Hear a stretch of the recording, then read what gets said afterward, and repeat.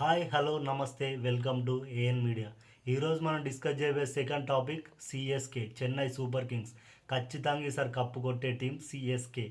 First ఓపెనర్గా వచ్చేది ఎవరంటే డేవిడ్ కాన్వే, మన CSK captain Ruturaj Gaikwad. Third ప్లేస్లో వచ్చేది రచిన్ రవీంద్ర. పాప ఆయన లాస్ట్ టైం కన్నుకు దెబ్బ తాకినా కూడా ఇప్పుడు ఛాంపియన్స్ ట్రోఫీలో మంచి ఫామ్లోకి వచ్చిండు. ఫోర్త్ ప్లేస్లో వచ్చేది రాహుల్ త్రిపాఠి.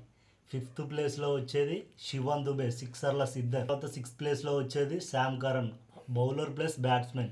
సెవెంత్ ప్లేస్లో వచ్చేది మన రవీంద్ర జడేజా. ఎయిత్ ప్లేస్లో తెలుసు కదా, స్టేడియంలోకి అడుగు పెడితే దద్దర్ వెళ్ళిపోద్ది, ఎంఎస్ ధోని.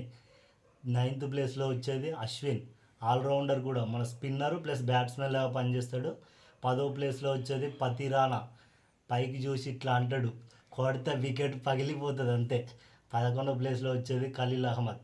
ఇది మన సిఎస్కే ప్లేయింగ్ 11 టీం.